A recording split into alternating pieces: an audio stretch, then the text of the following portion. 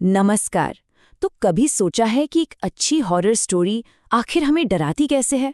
चलिए आज एक ऐसी ही क्लासिक कहानी के पन्ने पलटती हैं। ये समझने की कोशिश करते हैं कि कैसे सिर्फ कुछ शब्द इतना गहरा सस्पेंस बना देते हैं और कैसे विश्वास को शक के कटघरे में लाकर खड़ा कर देते हैं। कहानी की पहली ही लाइन देखिए, कुछ अजीब सा महसूस कराती है ना।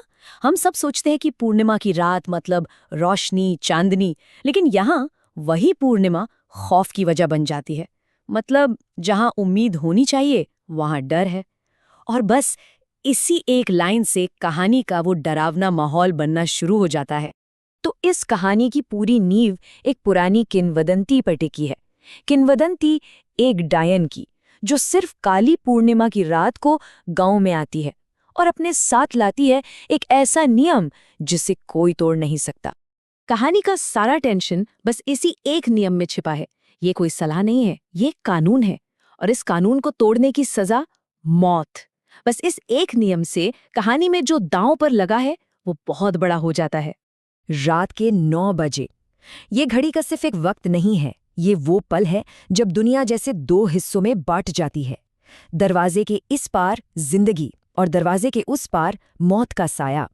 अब देखिए कहानी इस डर को और असली कैसे बनाती है। गांव वालों के रीति रिवाजों से। पुजारी ने गांव के चारों तरफ एक रेखा खींची है, हर घर के बाहर दिया जल रहा है।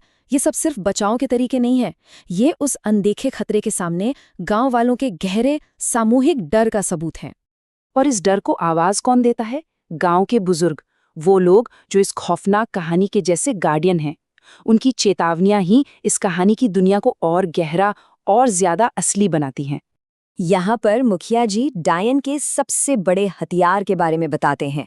वो कोई तलवार या चाकू से हमला नहीं करती, उसका हमला होता है दिमाग पर। उसका हथियार है धोखा, जिसे कहानी में कहा गया है छलावा। ये जो शब्द है ना, छलावा, समझिए कि यही इस कहानी के डर का असली इंजन है। इसका मतलब ये हुआ कि खतरा बाहर किसी जंगल में नहीं है, खतरा तो मन के अंदर है। ये किसी के भरोसे का, उसके अपनेपन का फायदा उठाकर हमला करता है। अब दादी का ये कहना इस किंवदंती को एक पर्सनल टच देता है। ये एक आंखों देखी गवाही बन जाती है। अब ये सिर्फ एक कहानी नहीं लगती, बल्कि एक ऐसी हकीकत लगती है जो कभी भी किसी के भी साथ हो सकती है। और पुजारी की ये चेतावनी डर को बिल्कुल उसकी हद तक ले जाती है। ये एक तरह से भविष्यवाणी है जो हमें पहले ही बता देती है कि डायन का धोखा कितना भयानक होगा, कि खतरा किसी अनजान शक्ल में नहीं बल्कि शायद सबसे अपने, सबसे भरोसेमंद चेहरे के पीछे छिपा हो सकता है। अच्छा, तो यहीं से कहानी अपने सबसे बड़े सवाल पर आती है। मतलब प्राचीन विश्वास और आज के जमाने के शक के बीच की वो सदियों पुरानी लड़ाई। देखिए, जहां विश्वास होता है वहां उसे चुनौती देने वाला शक भी होता है। यहाँ वो आवाज है रवि और बबलू की, पढ़े लिखे नौजवान जो इस पूरी कहानी को बस एक अंधविश्वास कहकर हंसते हैं। तो यहाँ दो दुनियाएं आपस में टकरा रही हैं। एक तरफ वो लोग हैं जो कहते हैं भाई मैंने अपनी आंखों से देखा है, और दूसरी तरफ वो जो सवाल पूछते हैं इसका सबूत क्या है। कहानी का असली टेंशन इसी टकराव से पैदा होता है। जब विश्वास और शक टकराते हैं तो जाहिर है कोई एक ही जीतता है। और इसी टकराव की वजह से हमारा एक किरदार रवि सच की तलाश में खुद इस आग में कूदने का फैसला कर लेता है। ये रवि का फैसला है और यही है कहानी का सबसे बड़ा टर्निंग पॉइंट।